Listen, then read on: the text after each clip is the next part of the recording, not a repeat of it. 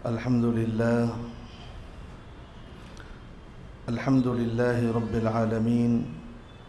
والعاقبة للمتقين والصلاة والسلام على سيد الأنبياء والمرسلين وعلى آله وأصحابه ومن تبعهم بإحسان إلى يوم الدين. أما بعد فقد قال الله تبارك وتعالى في القرآن العظيم والفرقان الحميد: فأعوذ بالله من الشيطان الرجيم بسم الله الرحمن الرحيم. فإن آمنوا بمثل ما آمنتم به فقد اهتدوا. صدق الله مولانا العظيم. وقال تبارك وتعالى في موضع آخر: رضي الله عنهم ورضوا عنه. وقال النبي صلى الله عليه وسلم: الله الله في أصحابي لا تتخذهم غرضا من بعدي فمن أحبهم فبحبي أحبهم ومن أبغضهم فببغضي أبغضهم وخير القرون قرني ثم الذين يلونهم ثم الذين يلونهم ثم الذين يلونهم أو كما قال النبي صلى الله عليه وسلم. عزیزان گرامی قدر،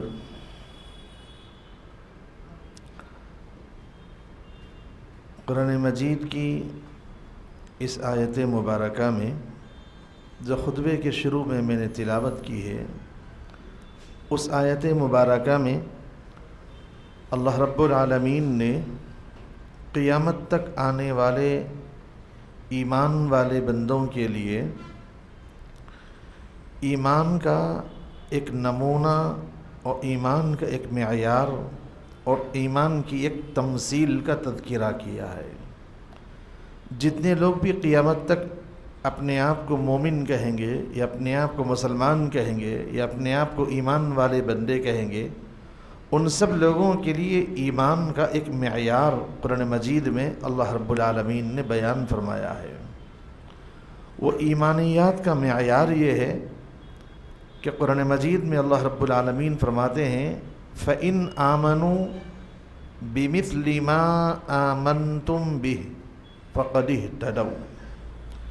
ایک ایمان کے دعوے دار ہم بھی ہے کہ ہم اپنے آپ کو مسلمان کہتے ہیں اور مومن کہتے ہیں. ہمارے ایمان کا معیار، ہمارے ایمان کی تمثیل، ہمارے ایمان کا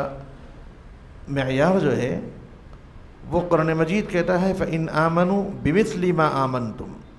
جیسے صحابہ نے ایمان قبول کیا تھا، تمہارا ایمان بھی ایسے ایمان ہو تو اللہ فرماتے فَقَدِ اهْتَدَوْا، تو پھر ایسی صورت میں تم ہدایت پہ ہو، تم کامیاب ہو، تم کامران ہو. ہمارا ایمان صحابہ کے جیسے ایمان جیسے ہو جائے تو ہمیں پہلے یہ معلوم کرنا ہوگا کہ صحابہ کا ایمان کا معیار کیا تھا. ایمان صحابہ کی نظر میں کسے کہتے تھے اور صحابہ نے ایمانیات کے کس معیار پر اپنے آپ کو اتارا تھا. سیر صحابہ کرام رضوان اللہ تعالی علیہم اجمعین کی حیات مبارکہ کا اگر ہم مطالعہ کریں تو ہمیں پتہ چلتا ہے کہ صحابہ کے جس ایمان کو اللہ نے قبول کیا اور صحابہ کے ایمان کے معیار کو قیامت تک آنے والے ایمان والے بندوں کے لیے ایک معیار قرار دیا، ان کا ایمان اس درجے کا ایمان تھا. قرآن کریم نے اس کو بھی نقل کیا اور یہ فرمایا: قالوا سمعنا واطعنا غفرانک ربنا والیک المصیر.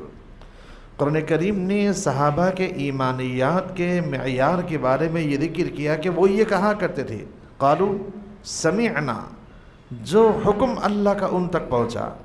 جو حکم حدیث مبارکہ میں اللہ کے نبی صلی اللہ علیہ وسلم نے صحابہ کو ذکر کیا اور بتایا، جو معیار جس چیز کا مطالبہ کیا اللہ نے اور اللہ کے رسول نے، جس چیز سے منع کیا اللہ نے اور اللہ کے نبی صلی اللہ علیہ وسلم نے صحابہ کو، تو صحابہ کا مزاج یہ تھا کہ قرآن کریم نے صحابہ کے اس مزاج کو نقل کرتے ہوئے فرمایا: قالو، وہ لوگ یہ کہا کرتے تھے سمعنا و اطعنا، ہم نے سن لیا اللہ کا حکم، ہم نے سن لیا اللہ کے نبی کا فرمان، ہم نے سن لیا اللہ کے نبی صلی اللہ علیہ وسلم کی تعلیمات، قالوا سمعنا، اور سننے کے بعد ان کا مزاج یہ تھا کہ قالوا سمعنا واطعنا، ہم نے سن بھی لیا اللہ کے حکم کو، ہم نے سن بھی لیا اللہ کے نبی صلی اللہ علیہ وسلم کی تعلیمات اور حکم کو، اور پھر ان کا مزاج یہ تھا واطعنا، اس پر عمل بھی کرتے تھے، پریکٹیکل زندگی میں وہ کر کے بتاتے تھے کہ جو حکم اللہ کے نبی صلی اللہ علیہ وسلم نے ان کو دیا وہ اس پر اپنی جان کو قربان کرنے کے لیے بھی تیار رہا کرتے تھے۔ اور پھر ساتھ میں سمعنا و اطعنا، اللہ کے حکم کو سن لیا، فرما برداری کر لی، اللہ کے نبی کی بات کو سن لیا، فرما برداری کر لی، اس کے باوجود بھی ان کا مزاج یہ تھا کہ اطاعت کے باوجود بھی دل میں ڈر خوف رہا کرتا تھا۔ ایمان قبول کرنے کے بعد، ایمانیات پر عمل کرنے کے باوجود بھی وہ اللہ سے ہمیشہ یہ کہتے سمعنا و اطعنا غفرانک ربنا و الیک المصیر، یا اللہ شاید ہو سکتا ہے کہ ہماری اطاعت میں کچھ کمی رہ گئی ہو، ہمارے بات سننے میں کسی قسم کی کوتاہی رہ گئی ہو، جیسے آپ نے حکم دیا تھا شاید ہم نے ویسا مکمل عمل نہیں کیا، اور یہ کہہ کر اطعنا سمعنا و اطعنا پھر اپنے نیک عمل پر اللہ سے توبہ بھی کرتے، استغفار بھی کرتے، یا اللہ اگر ہمارے ان طاعتوں میں، ہمارے اس فرما برداری میں، ہمارے اس کام کرنے میں اگر کوئی غلطی، کوئی کمی بھی باقی رہ جائے تو ہم آپ سے اس کمی اور کوتاہی پر معافی بھی مانگتے ہیں۔ یہ مزاج تھا صحابہ کا۔ روایتوں میں تذکرہ ملتا ہے صحابہ نے اللہ اور اللہ کے نبی صلی اللہ علیہ وسلم کی بات پر اطاعت جو کی ہے وہ اطاعت کا معیار ذکر کیا۔ ایک موقع پر اللہ کے نبی صلی اللہ علیہ وسلم مسجد نبوی میں ممبر پر تشریف فرمائے، خطبہ دے رہے، مسجد کے کنارے پر بعض صحابہ کھڑے ہوئے تھے۔ اللہ کے نبی صلی اللہ علیہ وسلم نے خطبے کے درمیان میں فرمایا بھی جو لوگ کھڑے ہوئے ہیں وہ بیٹھ جائیں،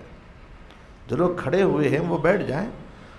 تو اللہ کے نبی صلی اللہ علیہ وسلم کی یہ آواز مبارک جہاں تک پہنچی جن کے کانوں سے یہ الفاظ ٹکرائے بیٹھ جائیں، وہ صحابہ وہیں پر بیٹھ گئے، جو راستے میں تھے مسجد میں بھی اندر نہیں آئے تھے، وہ صحابہ بھی وہیں پر بیٹھ گئے۔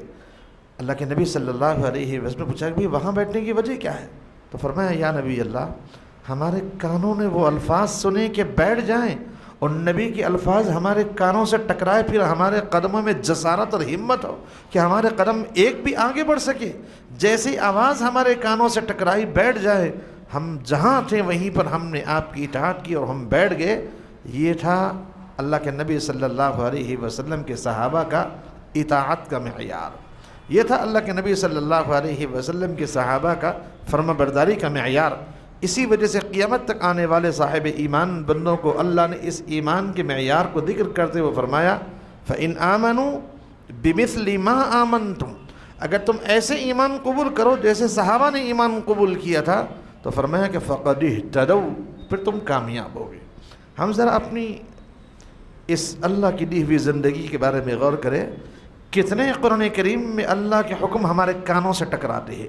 کتنی احادیث مبارکہ ہماری زندگی میں کانوں سے ٹکراتے ہیں، اور ہم کتنوں پر عمل کرتے ہیں اور کتنوں کو ہم نظر انداز کر دیتے ہیں، اور کتنوں کو یہ کہہ کر ہم منہ موڑ لیتے ہیں کہ بھئی یہ تو ابھی تو زندگی ہماری شروع ہوئی ہے، ابھی کیا دین، ابھی کیا اللہ کی بات، ابھی کیا اللہ کے نبی کی بات، ابھی تو ہم نے جوانی میں قدم رکھا ہے، ابھی خواہشیں ہیں، تمنا ہیں، آرزو ہیں، ابھی بہت کچھ کرنا باقی ہے۔ جب بوڑھے ہو جائیں گے، جب زندگی سے نا امید مایوس ہو جائیں گے، جب اللہ اللہ کریں گے، ابھی اللہ کی فرما برداری، اللہ کے نبی کے اسوے کے مطابق زندگی ابھی ہم گزارنے کے لیے تیار نہیں ہیں۔ یہی مزاج بنا ہوا ہے۔ اسی لیے قرآن مجید میں اللہ رب العالمین نے ان صحابہ کے بارے میں ذکر کیا سمعنا و اطعنا،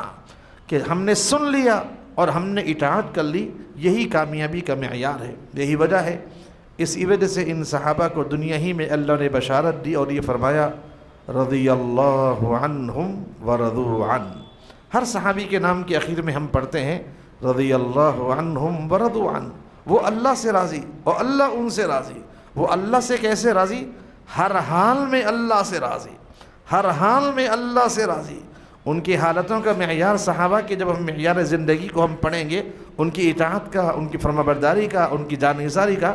ایک لفظ ہم نے بار بار حدیث مبارکہ میں صحابہ کی زندگی میں سنا ہے۔ وہ یہ کہا کرتے تھے فداک ابی و امی یا رسول اللہ، میرے ماں باپ آپ پر قربان۔ جب بھی کوئی بات پوچھتے اللہ کے نبی صلی اللہ علیہ وسلم صحابہ سے، تو صحابہ یہ کہتے فداک ابی و امی یا رسول اللہ، میرے ماں باپ آپ پر قربان۔ جملہ بہت چھوٹا سا ہے، بہت مختصر سا ہے، بڑے آسان سا ہے، میرے ماں باپ آپ پر قربان، لیکن اس جملے کی معنویت، اس جملے کی گہرائی، اس جملے کی گہرائی پر آپ غور کر کے دیکھیں۔ صحابہ گویا کہ اپنی زبانوں سے یہ کہتے یا اللہ کے نبی، میں کیا، میرا مزاج کیا، میری حیثیت کیا، میں تو خود اپنے آپ کو قربان کرنے کے لیے تیار ہوں، میں اپنے آپ کو ہی نہیں، میرے نزدیک میری جو سب سے قیمتی شے ہے، میرے ماں باپ بھی آپ پر قربان کرنے کے لیے میں تیار ہوں، اپنے آپ کو بھی، اپنے ماں باپ کو بھی آپ کے حکم کے آگے قربان کرنے کے لیے تیار ہوں۔ یہی وجہ ہے بے شمار صحابہ کی زندگی کے واقعات، اصل میں ہم نے صحابہ کے زندگی کو پڑھا نہیں ہے، اگر ہم پڑھتے صحابہ کی زندگی کی تو ہمیں پتہ چلتا صحابہ کی زندگی کا معیار کیا ہے، اطاعت و فرمانبرداری کہتے کس کو ہے۔ بے شمار واقعات سیر کی کتابوں میں لکھے ہوئے، وہ مشہور صحابی جن کے بارے میں لکھا ہوا ہے، ابھی ان کا نکاح ہوا تھا، شب زفاف میں تھے،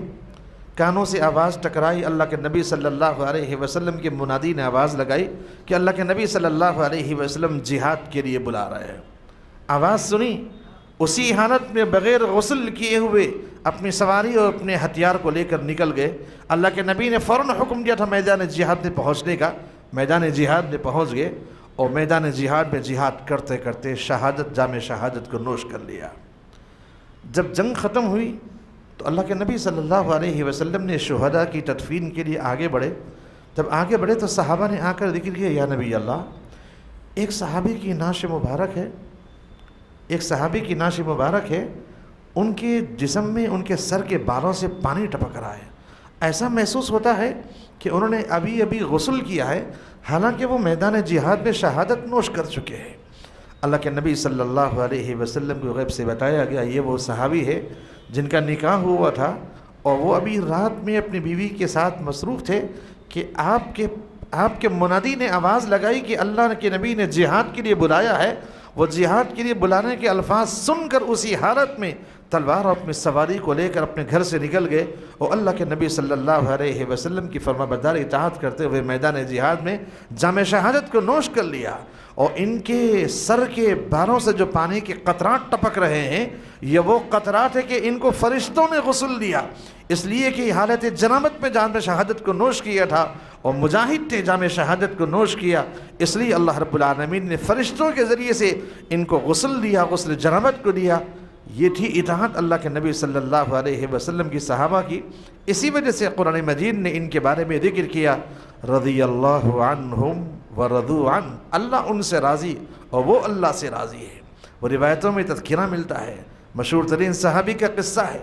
اپنی زندگی میں انتہائی پرتعیش زندگی گزاری، ایمان سے پہلے اس وقت کے دنیا کے مالدار ترین صحابی میں ان کا شمار ہوتا تھا، روایتوں میں تذکرہ ملتا تھا۔ وہ ایسے قیمتی لباس پہنتے، ایسے قیمتی لباس پہنتے، اتنی قیمتی خوشبو کو استعمال کرتے کہ جس گلی سے گزر جاتے وہ پوری گلی ان کے عطر لگانے کے بنیاد پر خوشبو سے معطر ہو جاتی۔ ایمان قبول کیا،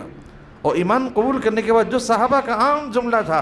فداک ابی و امی یا رسول اللہ، میرے ماں باپ آپ پر قربان ہو جائیں، میں کیا، میری زندگی کیا، میرے ماں باپ بھی آپ پر قربان، سب کچھ اسلام کے لیے قربان کر دیا اور جام شہادت کو نوش کر لیا۔ اور جب ان کا انتقال ہوا، ان کے جسم پر جو کفن ان کو دیا جا رہا تھا، اتنا چھوٹا کفن کا کپڑا تھا کہ اگر سر ڈھانک لیتے تو پیر نظر آ جاتے اور اگر پیر ڈھانکتے تو سر نظر آتا۔ صحابہ نے اللہ کے نبی صلی اللہ علیہ وسلم کی خدمت میں عرض کیا یا نبی اللہ کیا ہے، کیا کیا جائے،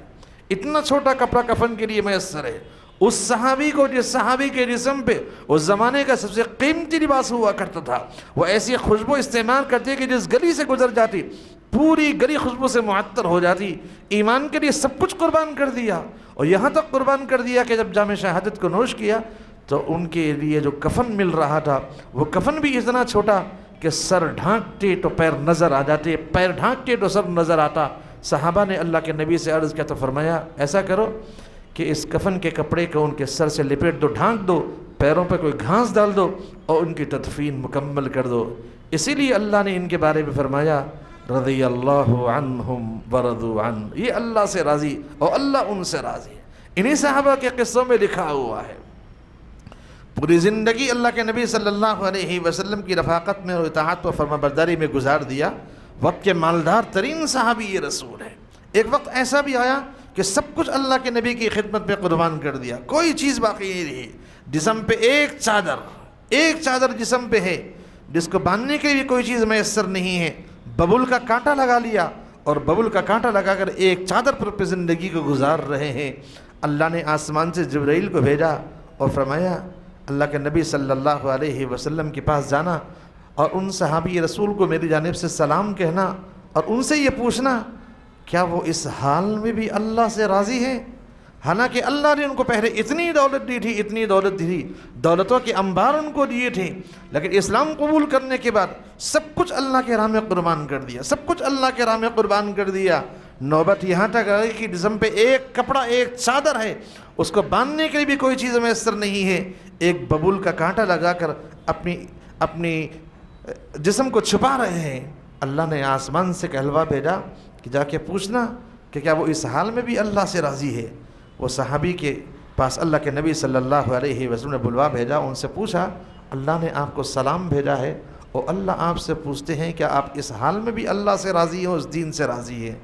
وہ صحابی ان کی آنکھوں سے آنسو روا ہو گئے۔ وہ اللہ کے نبی صلی اللہ علیہ وسلم سے کہنے لگے کہ اللہ نے آسمان سے مجھ پر سلام بھیجا ہے؟ فرمایا کہ ہاں، اور اللہ آپ سے پوچھتے ہیں کہ کیا اس حال میں بھی آپ اللہ سے راضی ہیں؟ وہ زار و قطار رونا شروع کر دیے، کہنے لگے کہ میرا اللہ کا پیغام پہنچانا کہ میں اس حال میں بھی اللہ سے راضی ہوں، مجھے کسی قسم کا کوئی شکوہ شکایت نہیں، دی ہوئی دولت اللہ کی تھی اور اللہ کے راستے میں نے سب کچھ قربان کر دیا۔ ایمان اسی کو تو کہا جاتا ہے۔ اسی لیے ان صحابہ کے بارے میں ذکر کیا رضی اللہ عنہم ورضوا عنہ، وہ ہر حال میں اللہ سے راضی ہیں اور اللہ بھی ان سے راضی ہے۔ یہی ایمان کا معیار ذکر کیا اور قیامت تک آنے والے ایمان والے بندوں کو بتایا کہ دیکھو فَإِنْ آمَنُوا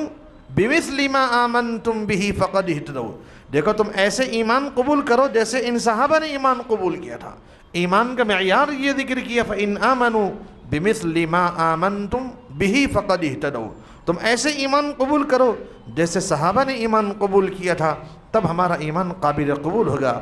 آج تصور کر کے دیکھیں اطاعت کا معیار ہمارے پاس کیا ہے، فرما برداری کا معیار ہمارے پاس کیا ہے، کتنے اللہ کے حکم ہمارے کانوں سے ٹکراتے ہیں،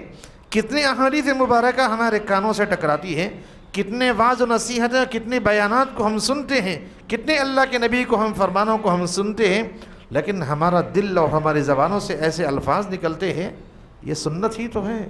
کوئی فرض تو نہیں ہے، کوئی واجب تو نہیں ہے، کوئی ضروری تو نہیں ہے، سنت ہی تو ہے۔ سنت کو سنت کی حقارت کی نظر سے دیکھا جاتا اور یہ الفاظ نقل کیے جاتے ہیں کہ بھئی سنت ہی تو ہے، کوئی ضروری فرض واجب تو نہیں ہے۔ حالانکہ سنت کا معیار اللہ کے نبی صلی اللہ علیہ وسلم نے ذکر کیا۔ قرآن حدیث مبارکہ میں اللہ کے نبی صلی اللہ علیہ وسلم نے ایمان کے معیار کو ذکر کرتے ہوئے فرمایا،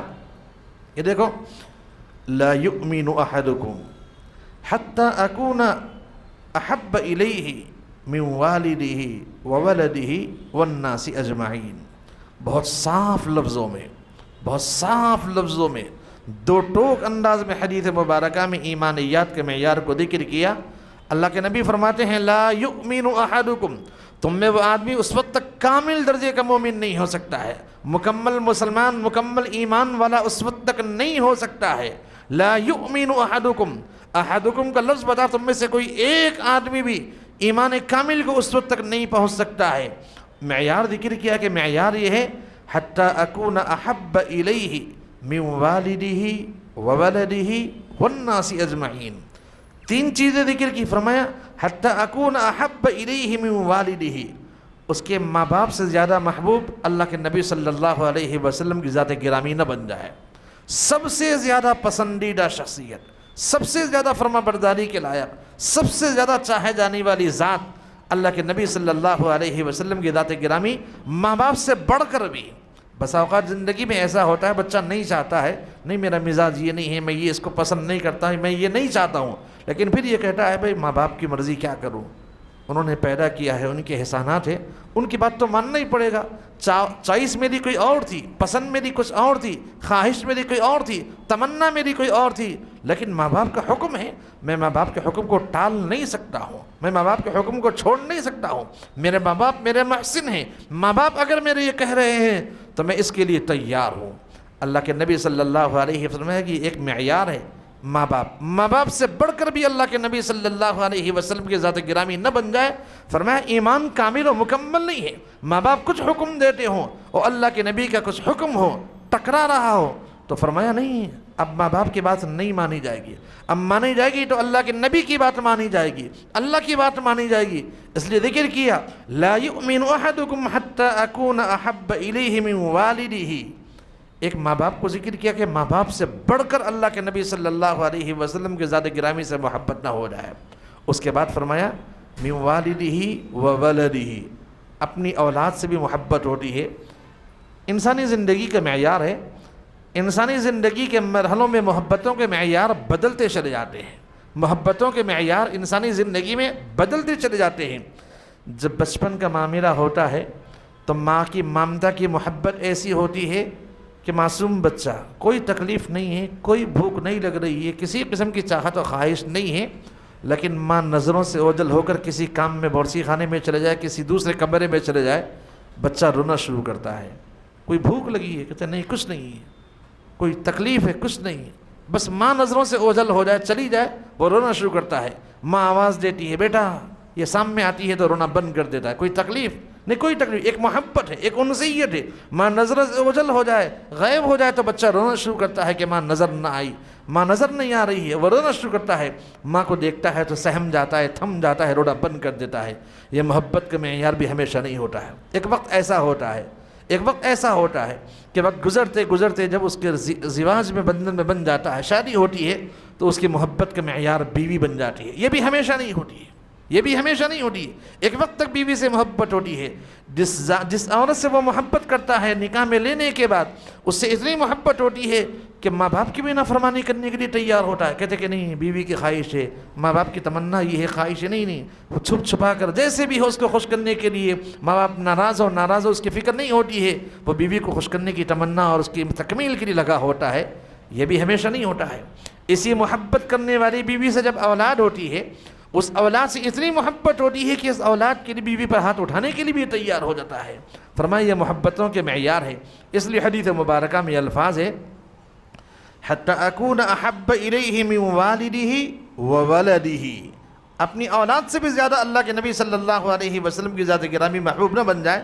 اس زندگی کی اس عمر کے اندر آدمی کہتا ہے کہ بھئی میرا کیا، ہماری زندگی گزر گئی، گزران ہماری اب کچھ نہیں، اب جی رہے ہیں۔ ہمارا بھی ایک زمانہ تھا جس میں ہمیں اپنے کپڑوں کی خواہشی تھی، ہم گاڑی کی خواہش تھی، بہت سی ہماری تمنائیں تھی، لیکن اب جی رہے اور کما رہے تو اولاد کے لیے کما رہے ہیں۔ اب کہ ہمارا کیا ہو گیا ہے، اب جتنی محنتیں کر رہے ہیں، جتنا جمع کیا ہے، وہ سب اپنی اولاد کے لیے، اب ہم اپنے لیے نہیں جی رہے ہیں، اپنی اولاد کے لیے جی رہے ہیں۔ جب اولاد بیمار ہوتی ہے تو ماں باپ کی تمنا ہوتی ہے اللہ یہ بیماری میرے بچے کو کیوں آ جائے، میری زندگی میرے بچے کو لگ جائے، میں مر جاؤں اس کے لیے میں تیار ہوں، میں ختم ہو جاؤں میں اس کے لیے تیار ہوں، لیکن میرے جیتے جی میرے لخت جگر کو، میرے بچے کو کوئی پریشانی نہ آئے، کوئی مصیبت نہ آئے۔ ہر ماں باپ کی یہ تمنا ہوتی ہے۔ ایک وقت ایسا آتا ہے ماں باپ سے بڑھ کر اپنی اولاد سے محبت ہوتی ہے۔ اللہ کے نبی نے فرمایا من والدہ وولدہ، اپنی اولاد سے بڑھ کر بھی اللہ کے نبی صلی اللہ علیہ وسلم کی ذات گرامی نہ بن جائے، اس حد تک بھی اس کا ایمان کامل درجے کا ایمان نہیں ہے۔ پھر اخیر میں فرمایا والناس اجمعین،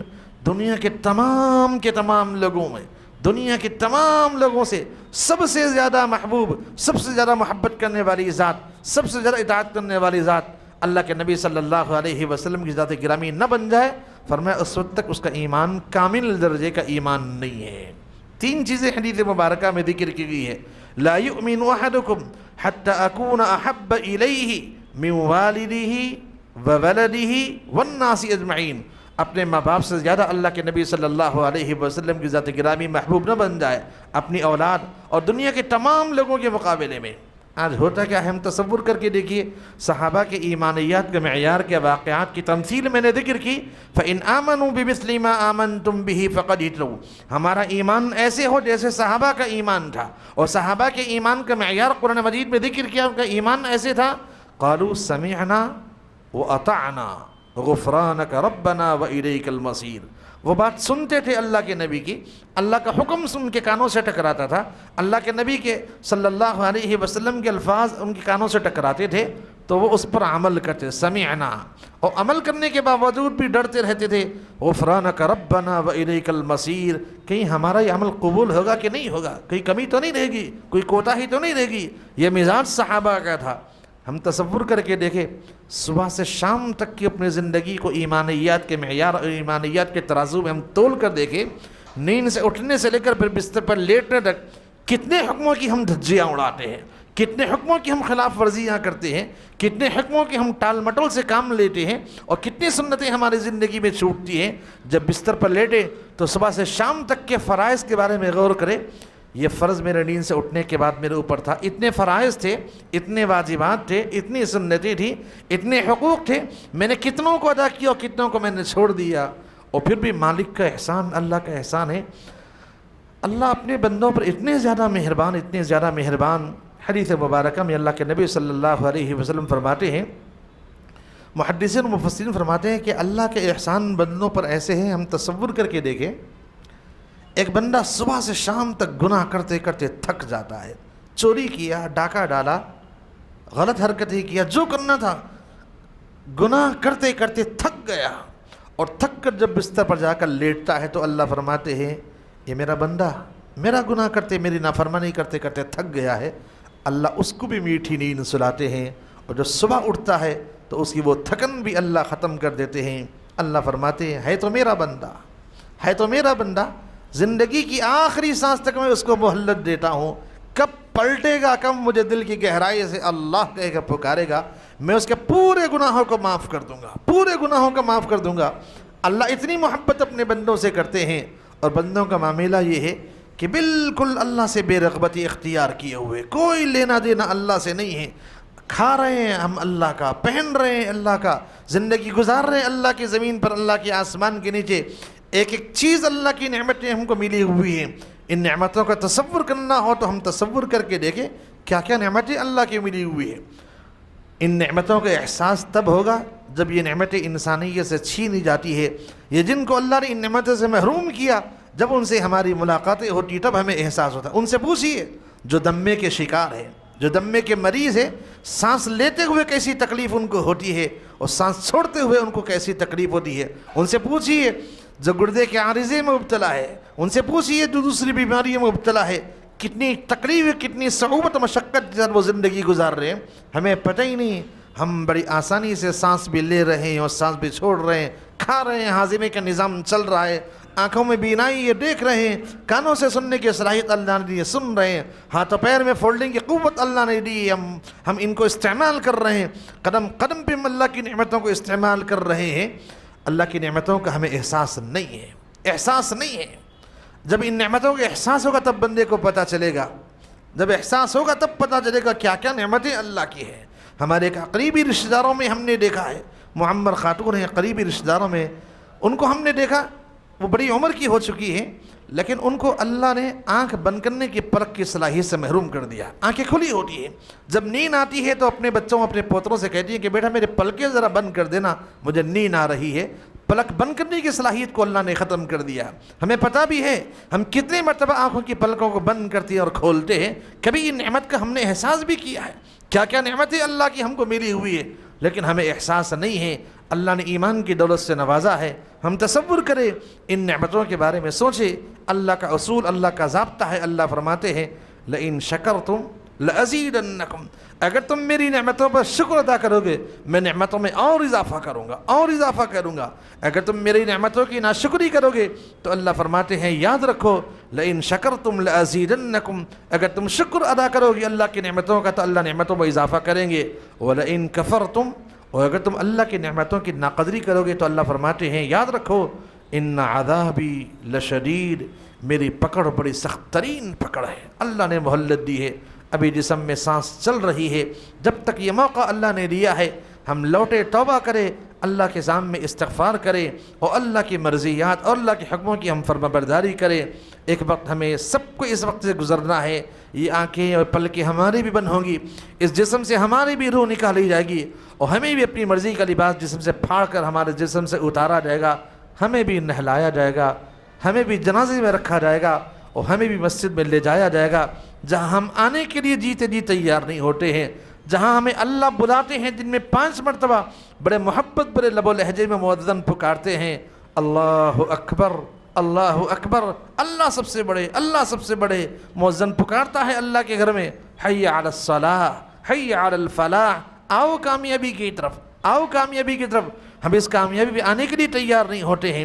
جب جسم سے روح نکلتی ہے زبردستی جنازے میں ڈال کر مسجد میں لایا جائے گا, ہمارے بھی نماز جنازہ پڑھائی جائے گی, اور ہمیں بھی قبر کے حوالے کیا جائے گا. ان مرحلوں سے ہر ایک صاحب ایمان بندوں کو گزرنا ہے. تصور کیجیے وہ وقت یقینی ہے, یقینی ہے, یقینی ہے, اس سے کسی کو مفر نہیں. اس وقت کے آنے سے پہلے پہلے اپنی ایمان کی ہم خبر لیں, اپنی ایمانیات کے بارے میں ہم فکر کریں, اور اپنے اللہ کے احسانات کے بارے میں ہم سوچیں, تصور کر کے دیکھیں کن کن نعمتوں سے اللہ نے مجھے نوازا ہے. میں کھا اللہ کا رہا ہوں اور پی اللہ کا رہا ہوں, جسم پہ لباس اللہ کا دیا ہوا ہے, آنکھوں میں بینائی اللہ کی دی ہوئی ہے, زبان سے گویائی کی قوت اللہ کی دی ہوئی ہے. یہ سب نعمتیں ختم ہونے والی ہے. جب موت کے گھاٹ اتارے جائیں گے ہمارا نام بھی تبدیل ہو جائے گا, اور ہمیں ناش کہا جائے گا کہ فلاں آدمی کے ناش ہے, فلاں آدمی کا جنازہ ہے. اس لیے ہم تصور کریں اس وقت کے آنے سے پہلے پہلے اس کی ہم تیاری کریں. قرآن مجید میں اللہ نے حکم دیا ہے, اے ایمان والے بندو